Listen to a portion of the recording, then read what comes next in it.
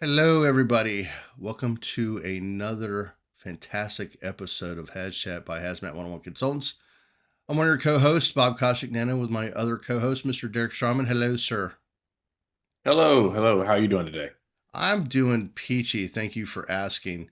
Um, this is It's in the the script. I have to ask. It's part It of the does. contract. it's in the contract. I love it. What contract are you talking about?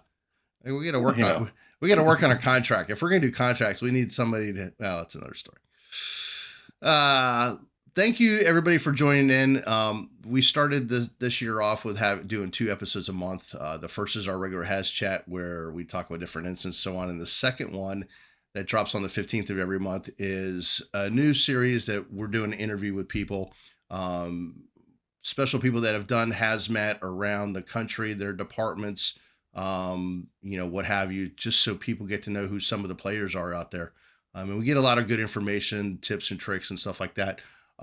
But we want to make sure that everybody please like and subscribe on all your social media platforms, YouTube, Spotify, whatever. That helps us and helps you, and so on and so forth. And so does a message from our sponsors. Hey, HazChat listeners, looking to boost your skills? Check out respondertraining.com. They've got top-notch responder training and essential tools like their 1-inch propane and CNG flare-off kits, water ejection tools, and much more. Train smart, stay safe, and excel in the field. That's respondertraining.com. Enhance your hazmat training with Signal, the most realistic gas detection training on the market. For under $100, you can simulate any detection combination from handheld meters to fixed location monitors, and even confined space scenarios with their universal pump attachment.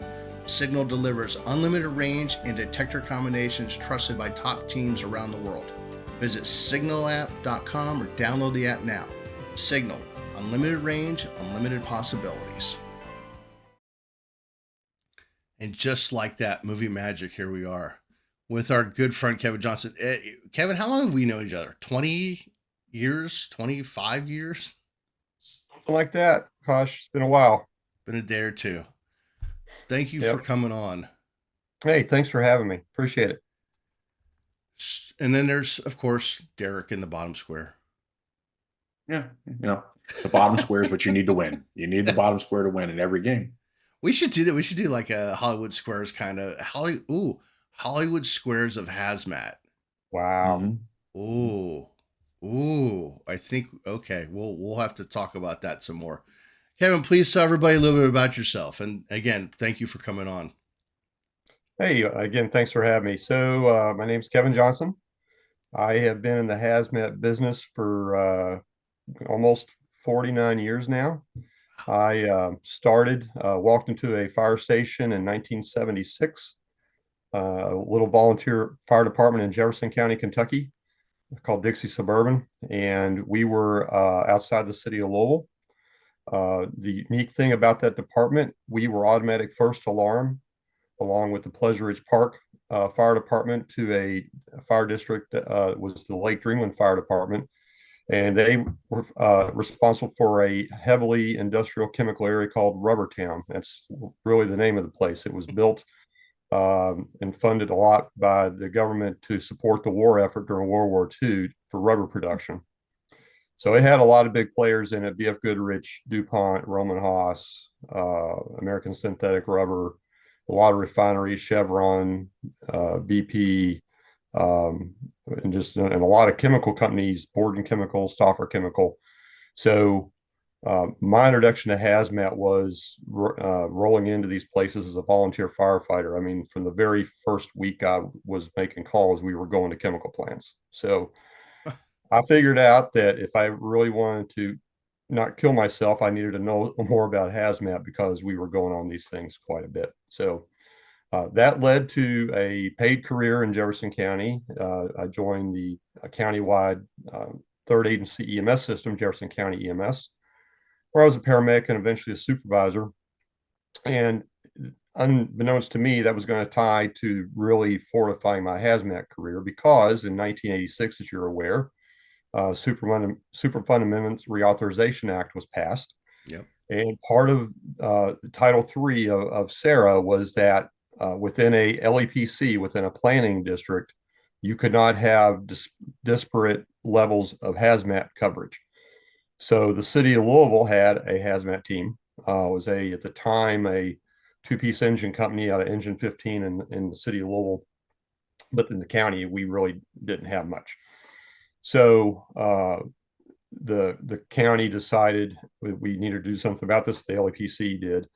So my EMS agency, Jefferson County EMS, was tapped to be the Type 1 mitigation hazmat team for the entire county, since we had paid employees.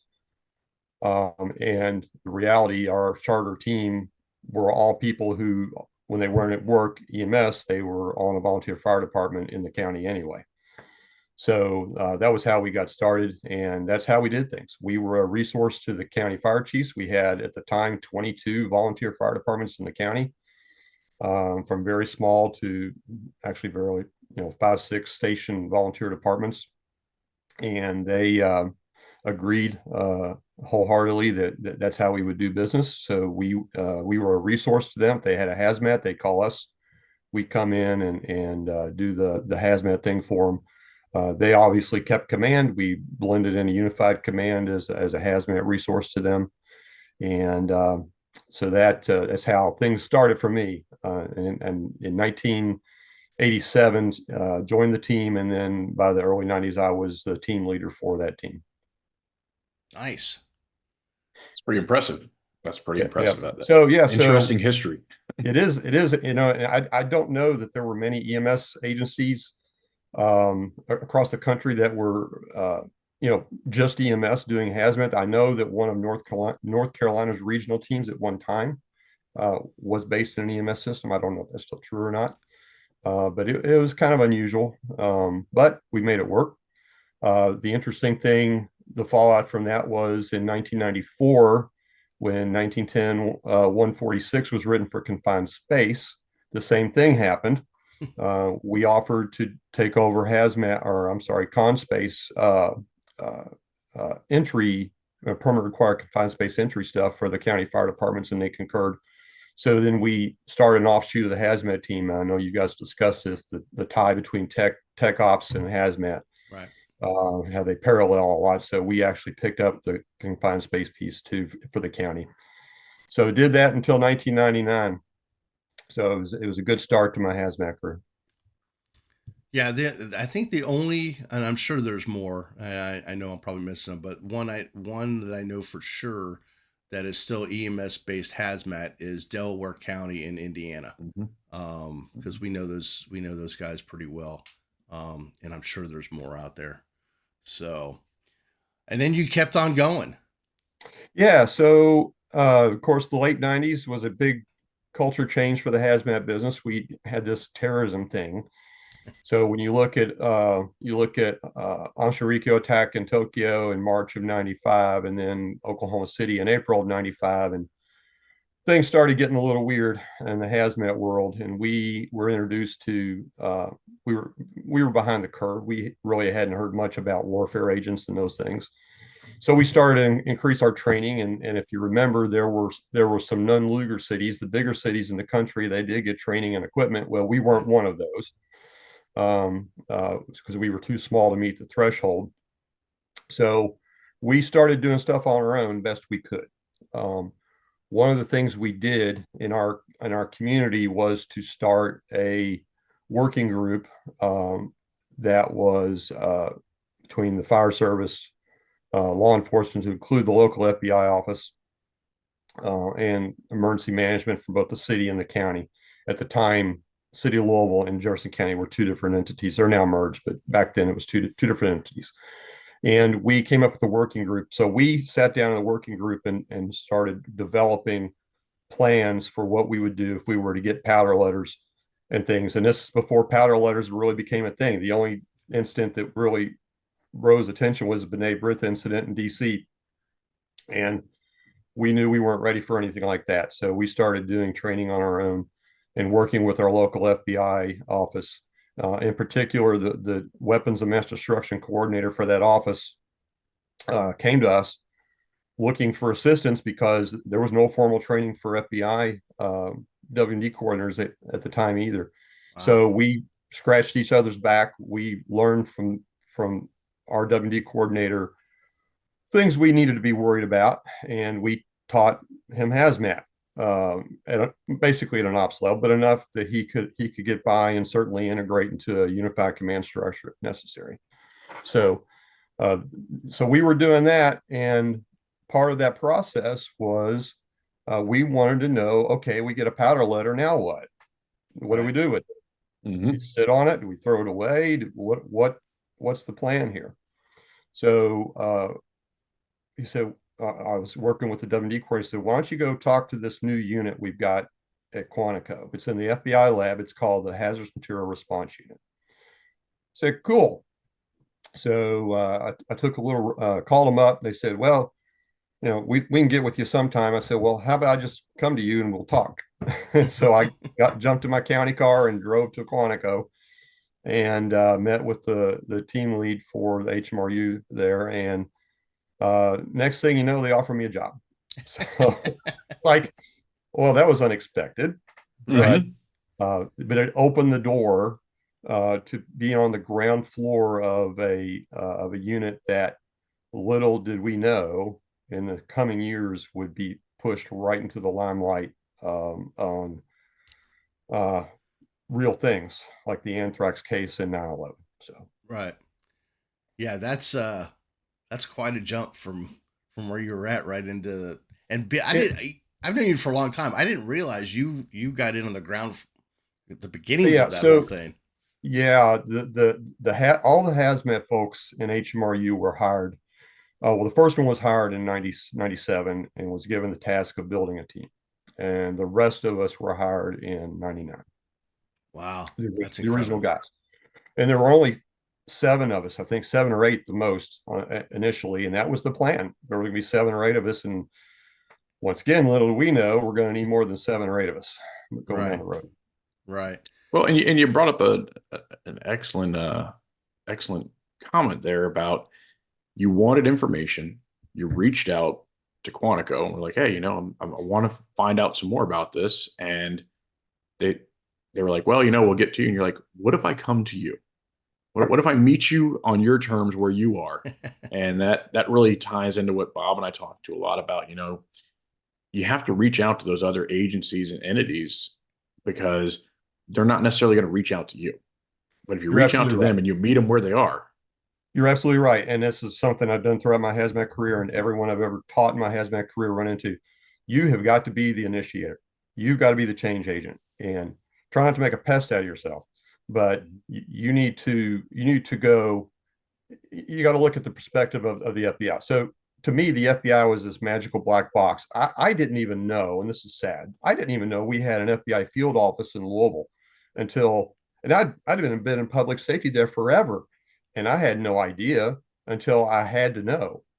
And then once I knew, I'm like, okay, well, what's this magical thing? And it turns out it's not so magical. They're people, Right. and they have responsibilities, and they're big responsibilities. But I knew that I needed that relationship, right? So that's why I pursued it. And it, side benefit, it led to my career with the Bureau. But who knew, right? And having meeting that field agent, because when Derek and I were both the hazmat officers on 101 for Orlando, we actually had his contact information in our phone, and they were part of the JTTF, obviously. So we had him, and then we had the intelligence unit from our local law enforcement, and everybody was on the same page. And that was by far the best thing that we ever did. Now they change agents out every so often, so we'd have to do a new meet and greet kind of thing. But it was really beneficial, especially in '01. We were running 30, 40 powder calls a day when all that happened, and we knew some basic stuff. I had a great mentor. I drove Toby Bevlaqua. Yep. Derek had Rick Stilp and others. So we had kind of an idea where a lot of people didn't. But that was meeting him, because when we had that field agent, he said, okay, this is where we need to go. This is how you need to do it. This is the process we need to do the sample. So we had a lot of information, and like you said, it's critical you go out and meet the people, the player, so to speak. And I'm Right. just now And realizing as we're talking about it that the experiences that we had meeting those field agents and them saying, "Hey, this is what we provide," that you were really on the ground floor Yeah. of putting that into place because that was that development of that HMRU. right. And you got to understand, all the hazmat guys in HMRU, we were hazmat guys. We were all from local agencies. Between Commonwealth of Virginia, Fairfax County Fire. I'm kind of hitting the highlights here. We had a guy from Loudoun County, was National Fire Academy guy. Of course, I was from the Louisville area, and we just had a bunch of we had a couple from we had some from Colorado. So we all knew that we had to keep our roots, right? We had to make sure that as we move forward, we didn't forget where we came from.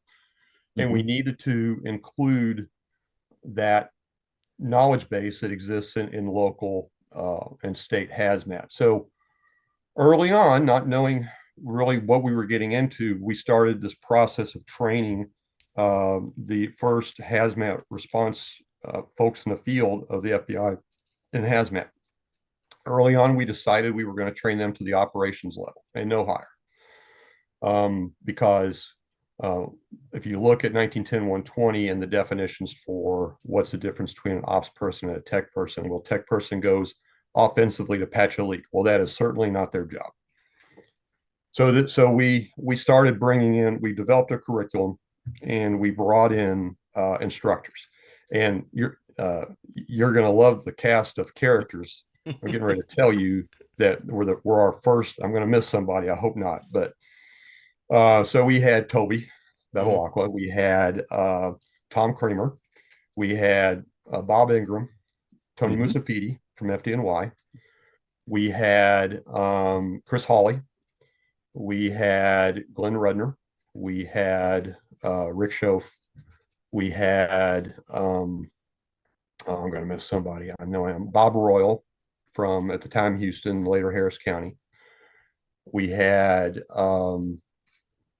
the list goes, Greg Knoll uh, from Lancaster, PA, and then obviously Montgomery County, Maryland. I even think Hildebrand came for a couple of them. Mike Hildebrand came for a Right. couple of Mhm. them. Like I said, I'm going to miss somebody, but it was a who's who, man. That's an Teaching these impressive list classes, right there. Yeah. teaching these Yeah. classes for these initial hazmat classes between our folks at HMRU and the folks we had and we were bringing in to assist. It was incredible, and so we started teaching those classes, and they were great classes. Our hazmat ops class was 2 weeks long, because we were, before it was ever a thing with NFPA 470, we were teaching them mission specific competencies for collecting evidence. Mhm. So now, well, in our first classes, we were heavy hazmat, right? Because that's what we knew. We were teaching overpacking drums because, well, you might have to overpack a drum, and then we started weaning off of that as time went on, saying this is really beyond your skill set. But we were heavily focused on the collecting the evidence, and the book had not been written. That was the other cool thing. The book had not been written on how to collect evidence in a hazardous environment.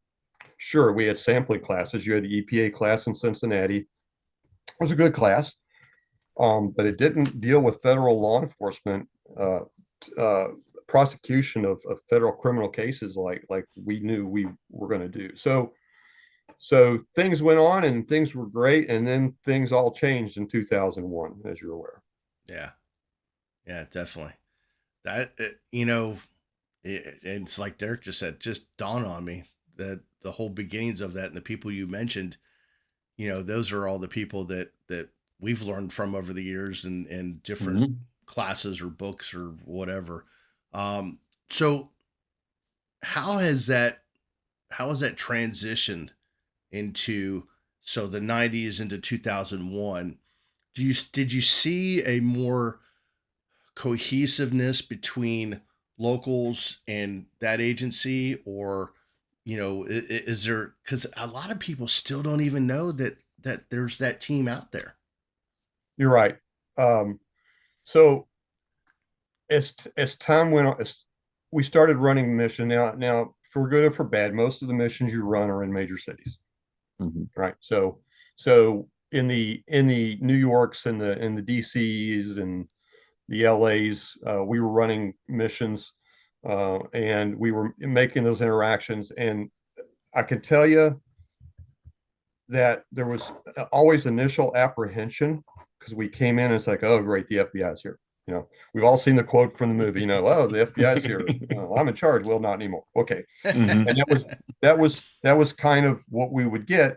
It certainly wasn't rude or anything, but it was just kind of the vibe you were getting. But as soon as we gave him the secret fire hazmat handshake, Right. I mean, and I did that. I'd go up, hey, that's a good looking quinch you got there, and they're like, what?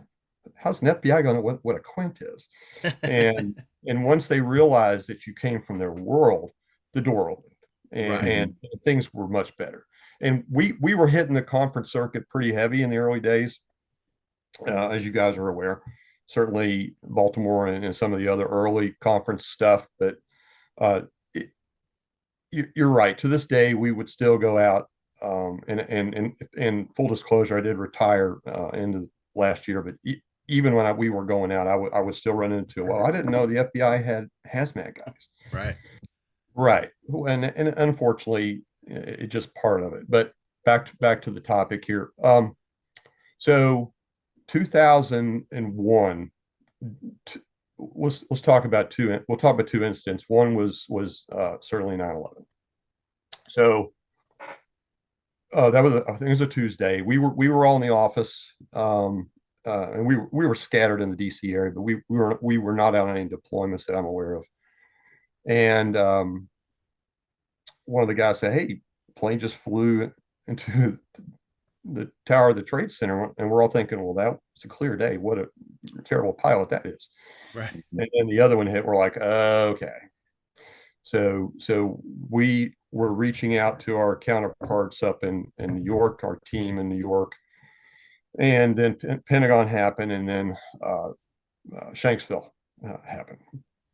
So we got direction early on from our management that we needed to go to these sites, even though it was a terrorism event, but they were large scale plane crashes, and by this time we had the hazmat guys in HMRU had kind of proven to our management our value not only in hazmat but in safety. We I'm a paramedic. We had other medics, and we had proven our worth in keeping people safe, not just in hazmats. So we scattered. The seven of us scattered to the three crisis sites during the course of the day. We didn't go immediately. We didn't want to self-dispatch, and quite frankly, there was a lot of public safety stuff going on.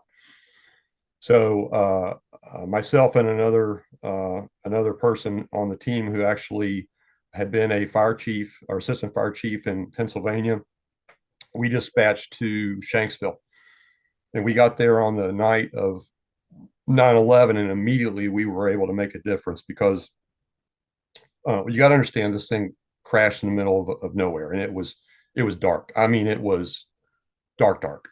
And they wanted us to get out on the site right away and start working. And we were able to say, look, we're very concerned we're going to get somebody hurt. We're in a forest at night. And why don't we just wait till the light of day and we can get our hands around this? So that incident, of course, and you know the rest. I don't want to make this a 9/11 story, but that incident played out. We worked all three crisis sites, doing health and safety, medical, monitoring things. We were able to successfully get through those, and we kind of instilled the concept that we were not just hazmat anymore. That would eventually, years later, transition us to becoming the technical hazards response unit, when we split off due to size. And the reason we split off due to size was the next thing that happened right after 9/11, and that was the anthrax case. Right. And I do want to talk about that. But I'll pause here if you have any thoughts on the first part. No, that's just simple things as darkness. People just don't Mhm. think about. Yep. And Bob and I just had a discussion talking about the incident in DC and the challenges that hazmat teams would maybe not have traditionally thought about being their roles in responding to an aircraft incident. That's exactly And right. all those different things that, hazmat has really, we continue to get thrust into roles that are outside of what we maybe learned in tech school, because we've identified there's these different hazards. And when it comes to not knowing exactly what to do, it's kind of like, in case of emergency, break glass, call the hazmat team. You're exactly right. So I'll finish my thoughts on Shanksville here. That's exactly what happened in Shanksville. So picture aircraft in the ground in pieces, 44 souls on board, 4 bad guys, 40 good guys. And you've got fires, you've got airplane parts and trees, you've got jet fuel, you've got low level rad sources, you've got particulate hazards. We have an airplane that is in a hole. Oh, wait, now I've got a trench potentially. Mhm. So I have to keep it from becoming a trench, which is one of the things I did. And I made a lot of excavation contractors mad as I kept making them bench the hole back. And I'll say we ended up with the hole 80 feet wide and 34 feet deep. But it wasn't a trench; it was an excavation.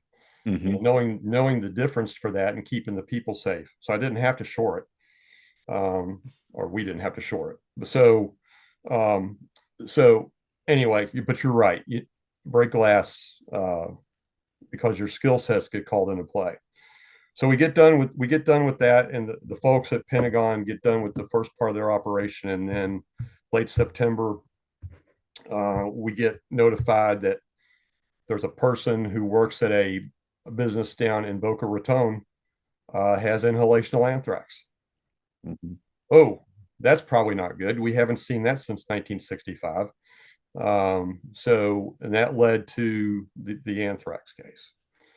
So from that moment on, and for the next 8 years up until 2009, that was a major culture change for us, and it did several things. One, we now had a need for more people, so our field program expanded from 10 hazmat response teams in the 10 largest field offices to 32 hazmat response teams, which was a massive undertaking for training.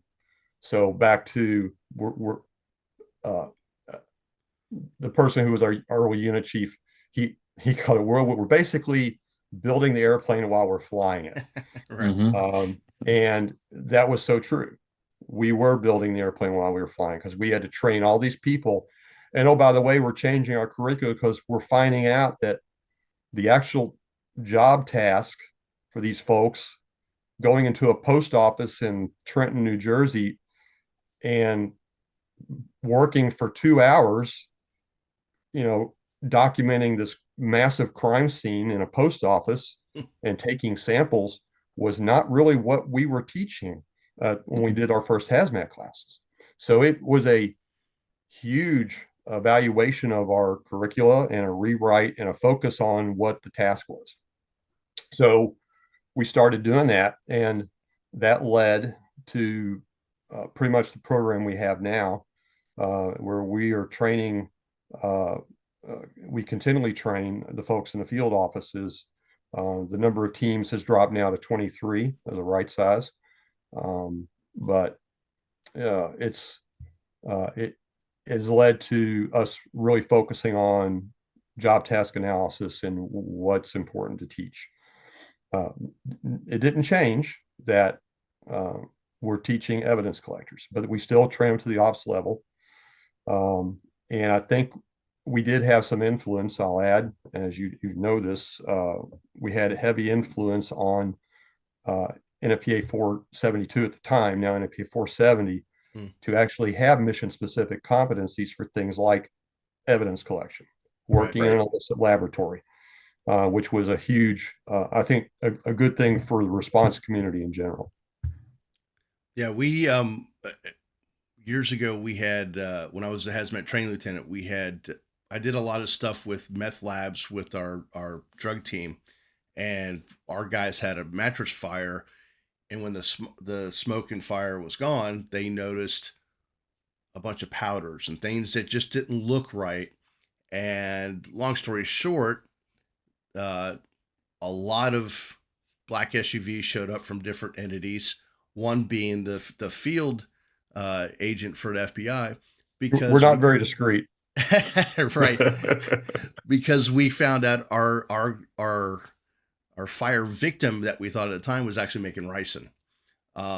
So that opened our eyes. Our police department was just spinning up their hazmat team, but fortunately we had done like the LSU class by then, and some other sampling classes that, we would do 5 or 6 samples on one powder. We found I think it was 25 different powders, and just how long that took. And then the coordination we had with that field agent was great, because he was help guiding us and making some phone calls to Quantico and things like that. That years later, unfortunately, when we had the Pulse incident, we had that coordination that after the main part of the incident was over, our hazmat team supported to some extent the FBI units that were there with decon and going through the whole decon process that needed to happen with all that. So yeah, that was great working teamwork there. So I'd like to talk about that outreach and how, for your viewers, the importance that these things have. So, and there's basically 3 pieces of this. Piece number 1, every FBI field office, and there's currently 55 field offices in the FBI, have a weapons of mass destruction coordinator, at least one.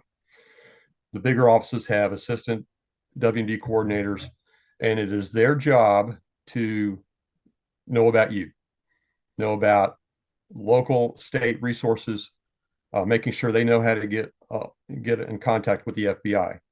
So if your folks watching this don't learn anything else, you need to know who your W&D coordinator is and how to get in contact with them. And it's as simple as contacting your local. If you don't know who it is, contact your local FBI office. Say, I'd like to speak to the W&D coordinator. So that's piece number 1. And all the coordinators report back to a headquarters division. It's called the Weapons of Mass Destruction Directorate. And the FBI laboratory, where I work, along with other entities in the FBI, are in constant communication, coordination with the W&D Directorate to try to keep ahead of threats, to try to keep ahead of things that happen.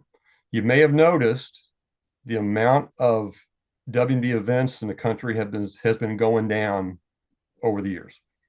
There's a reason for that.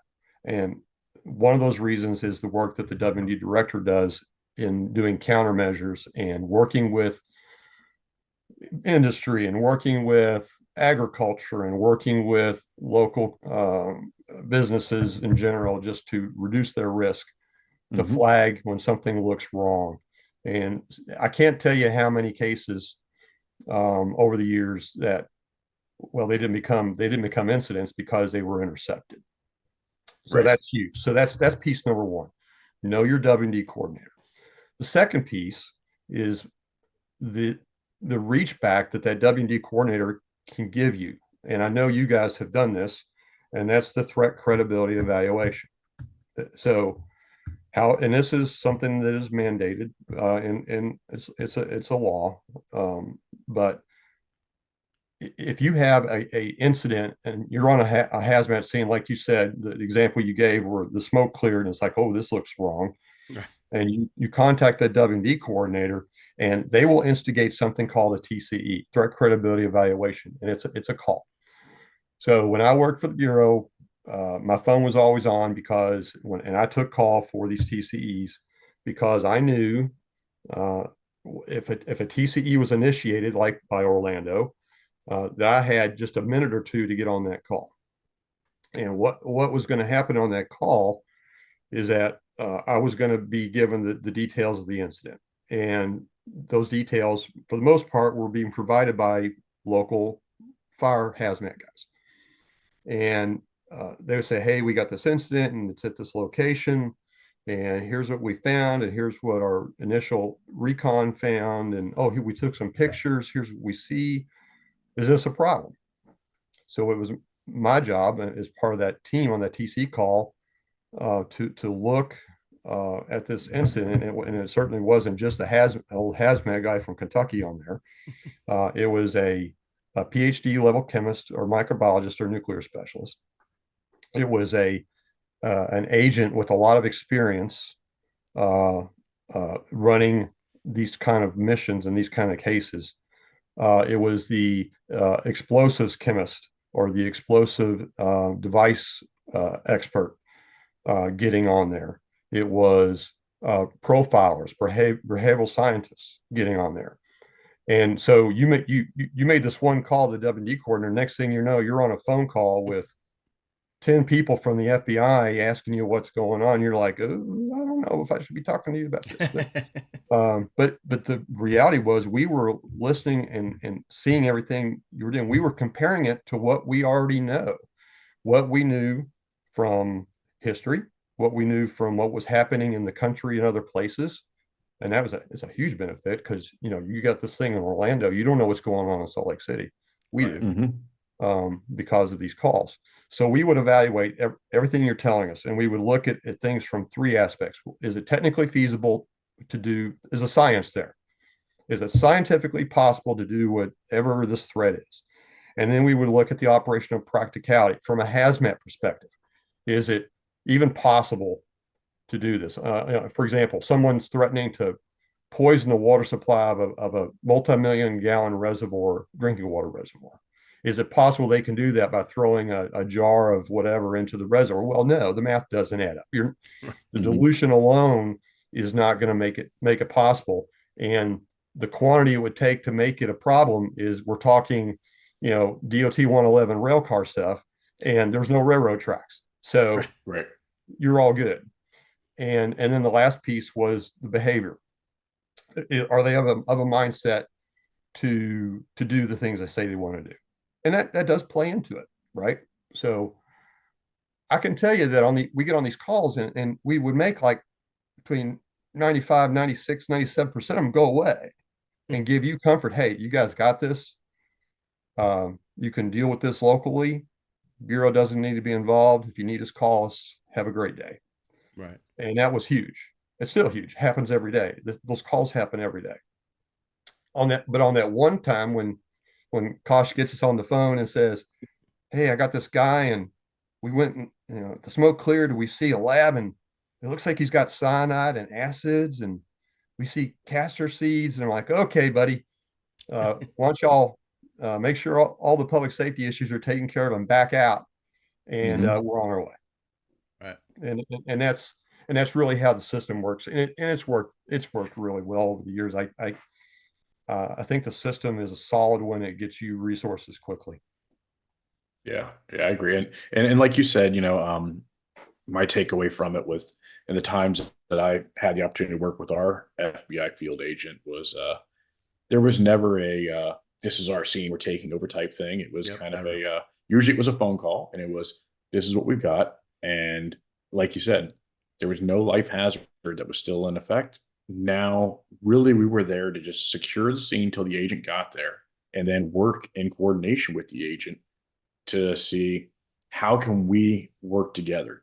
Right. We can go in, we can perform these samples, because what a lot of people may not realize is that field agent, a lot of times you're going to get that one field agent.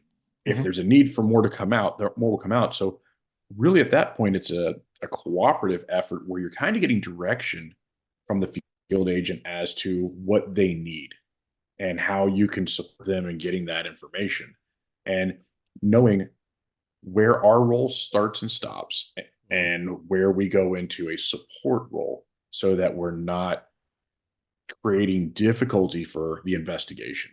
We obviously have our initial life safety hazard, those things that we're looking for, and public safety risks. But then there's that point that we have to say, okay, we don't have to move any further right now. Let's get that field agent here.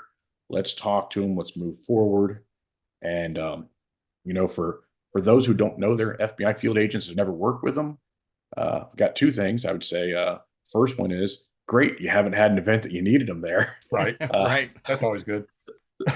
The second one I would say is get to know them because you want to know them before that event. So That's so right. you have that working relationship, and you know that it's not just because they're showing up in the black SUV doesn't mean that they're shutting you down or that they're taking over. That's just a nice color car. Right. And you brought up some good points, and let me expound on. So first one is you're right that they're not going to come in and take over the scene. Now, I will tell you, the Bureau has responsibilities, and we certainly understand those responsibilities, and we'll share those responsibilities with you. But the responsibility for public safety falls to the states, delegated by the governor to the local jurisdictions. So Orlando, I'll use you guys as an example. Orlando Fire is responsible for hazmats in Orlando. Bureau's not taking that away. You're responsible for all the public safety, and that will never change. And we've always said this: if in the process of saving lives, you guys destroy all the evidence, so be it. Now, I'm here to tell you, you haven't destroyed all the evidence because we're pretty good about finding trace evidence. So we will find something. But the point is, I was there for 25 years. I cannot think of a single time where we interfered with public safety ever. And to take it to the next step, I know when I went out the door, and my counterparts are the same way. We're not going to show up and say, okay, guys, head back to the house, go back to the big house. It's been real. We got it from here. That's not going to happen. Right. I don't have that many people at my disposal to process this crime scene. And we train. So, we do our classes. It's a 2-week class, and we train them everything that OSHA 1910-126 or 1910-120 Q62 says for ops.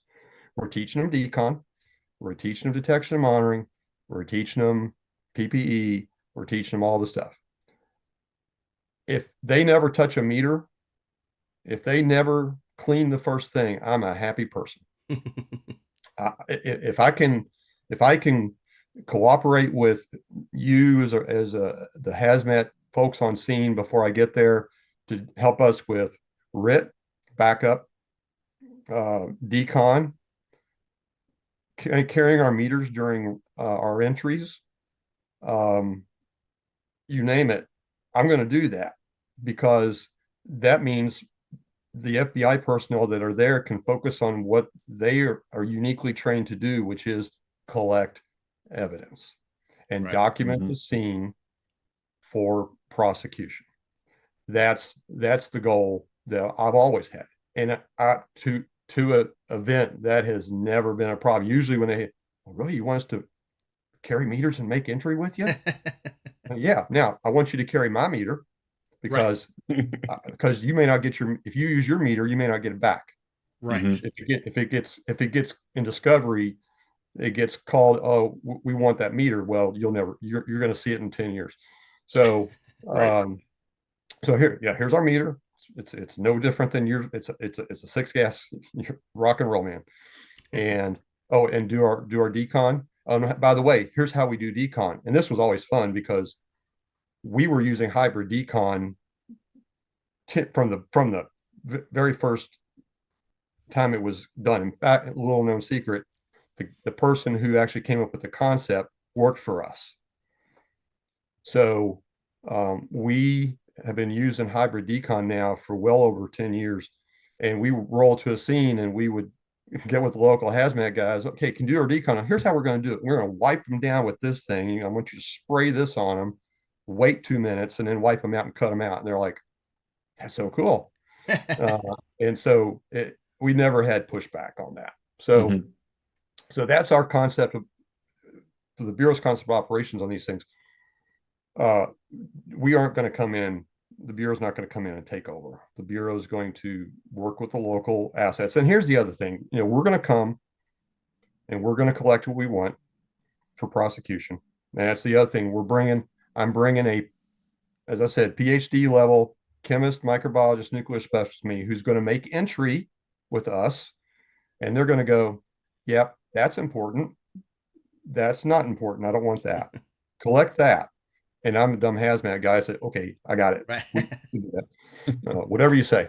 And we're going to collect that and we're going to package it and we're going to put it on our shiny Gulfstream and we're going to fly it to a national lab and we're going to say, see ya, have a nice day. And that may be the last time you see the team, as we say, the boys from Quantico, because we've done our piece. And now it's a little more involved than that, certainly, and transitioning things back to what does clean look like and all that. And we certainly won't just leave without having that discussion. But essentially, in the grand scheme, that's the picture. We're going to come in, do our thing, get our evidence, and go. Right. Mm-hmm. So it's very important to us that we include you in the entire process. So when we do go to leave, it's like, okay, we're done now. Here you go. And that has never happened in my 25 years. That never happened. Mm-hmm. Right. Yeah. Yeah. And a lot of people don't even realize the scope of this, right? I kind of mentioned it there. We're taking this evidence. We're not going to the LRN. We're not going to the public health lab down the street. If it's a true case where the Bureau is getting involved and we are collecting it as evidence, we're taking it to a national laboratory, right, which is co-run by the Bureau. So that's a resource that you as a hazmat team just don't have. You can't just pop into a national lab. We're the conduit for that, right? So awesome, man. That is first off from great history to just the nuts and bolts and how things work. Because, like you said, so many people. I think you'll probably or they'll be getting some phone calls. They being the field offices after people hear this. Hey, we need to talk to that person. So hopefully those calls will go up, meaning the contact for those field officers. So hopefully that'll work out so much. Kevin, thank you so much for being on with us, man. This is we could sit here and do this for hours. We could. I have stories. So what you're saying is that there needs to be a part 2, part 3, maybe. We might have to do a couple series type thing with this. This has been great, and I want to congratulate you on your retirement, man. You definitely deserve it, and you have put your heart and soul. We both know you personally, and you've put your heart and soul into what you did, and more importantly, trying to keep first responders safe. And that's huge. I appreciate that. And that's something I always did in my career, Kosh, is, reaching out. I think you may remember, I was in Orlando for an NFPA meeting and I gave you a call. Yep. I said, hey, you working today? You said, yeah, I'm at the big house. I said, all right. And I came over to the big house, the old one, not the new one. And we sat down for hours, just talking about good bit. Yep, just talking about stuff. But I try to do that wherever I went. You can see the stuff behind me. I've never forgotten where I came from, ever. And you cannot forget where you came from. Yeah. From that early volunteer fire department up until my retirement. The minute you forget where you came from and the people who help you get where you are, you have set yourself up for failure. Absolutely. Absolutely. Well, before we go, we want to just hit a couple of things. Please, everybody, don't forget to hit our social media sites, the Facebook page, and obviously HazChat that you're watching and or listening to now on all the platforms. And lastly, our social media sites. Again, our company HazMat 101 Consultants, the HazMat Guys Roundtable that we're proud to be a part of with Bobby and Mike, first Tuesday of every month, 8 p.m. Eastern. HazMat Group 2, HazMatter Group, and Common Sense HazMat, all great places to get some information, talk to people, and don't try to reinvent the wheel. There's a lot of those sites, that those pages where people have uploaded files and SOPs and stuff like that. So it's about us helping each other, and that's what we do. So, any last parting words, gentlemen? I look forward for an opportunity to maybe continue a discussion here with Kevin, and I think that Definitely. we've got some good stuff to still cover, and I appreciate you coming on with us for this I one. think I think we're definitely gonna be doing a part 2 and part 3 here. That's awesome. Hey, again, guys, thank you so much. It was an honor that you asked me to join you, and always trying to get the word out. So thanks again. Well, thank you guys, and Kevin, thanks again. The honor was ours. And everybody, we'll see you next time. Stay safe.